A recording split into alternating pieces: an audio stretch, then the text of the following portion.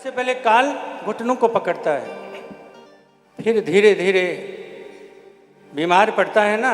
काल जब पकड़ता है उस डॉक्टर को दिखाया, उस डॉक्टर को दिखाया, उस डॉक्टर को दिखाया, लेकिन जब वो ताकत फैल हो जाती है तब अपने बेटों से कहता, बेटा देखो ना कोई बढ़िया डॉक्टर हो तो तुम लोग ही देखो। अब बेटे भी बेचारे क्या करेंगे, सब कुछ करते हैं, सेवा भी करते हैं, दिखाते भी हैं, लेकिन अब करेंगे क्या।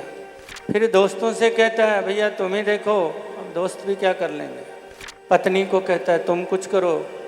एक बात कहूँगा, देखो यहाँ बैठने के बाद क्या जो सच्चाई है वो निकल जाती है, कोई नाराज हो चाहे राजी हो। बुढ़ापे में ऐसा हाल है महाराज, पत्नी भी बूढ़े आदमी को देखना नहीं चाहती।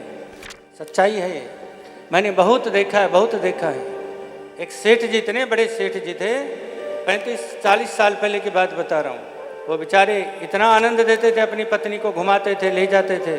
लास्ट में वो बीमार पड़े ना तो एक कमरे तक सीमित हो गए थे वो, और वो पत्नी उसके पास जाती नहीं थी। कभी कभी मैं कहता, माता जी जाया करो बाबू के पास।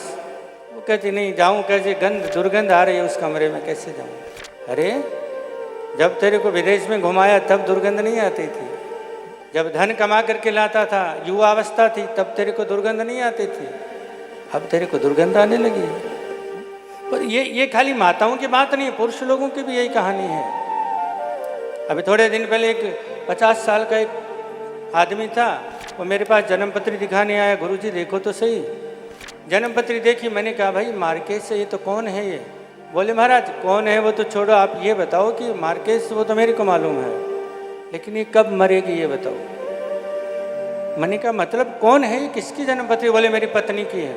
मैंने कहा क्या बात करें, आपकी पत्नी है, पूछ रहे हो कब मरेगी। बोले महाराज 2 साल हो गए, मैं भी दुखी और वो भी दुखी। चली जाए ना तो कम से कम, मेरी उम्र अभी ज़्यादा नहीं है, 50 की है, कोई ना कोई दूसरी कहीं से कबाड़ लूँगा, लेकिन ये तो निकले। तो ये स्वार्थ हर जगह है, एक जगह नहीं, हर जगह स्वार्थ। फिर ये जीव खटिया में पड़ जाता है, जब कोई सहायता नहीं करे तो खटिया में पड़ेगा क्या, लेकिन खटिया में पड़ा पड़ा भी हाय हाय करता है, वहाँ भी माया को नहीं छोड़ता। छोटे छोटे बच्चे कोई कप प्लेट तोड़ दे ना तो ऐसे चिल्लाता है, अरे क्या कर दिया। बहू आएगी, क्या हुआ। बोले देख उसने कप प्लेट तोड़ दिया। बहू बोलेगी खटिया में पड़ा है, शर्म नहीं आती, तोड़ दिया तो तोड़ दिया, इसके पापा और ले आएंगे। यानी इतना अपमान होता है घर में, इतना अपमान होता है, फिर भी माया को नहीं छोड़ते, भगवान का नाम नहीं लेते। ध्यान देना, मन है ये दुनिया से थोड़ा हटा करके भगवान को अर्पित कर दें और भगवान पर विश्वास करें, शंकाओं को एकदम छोड़ दो।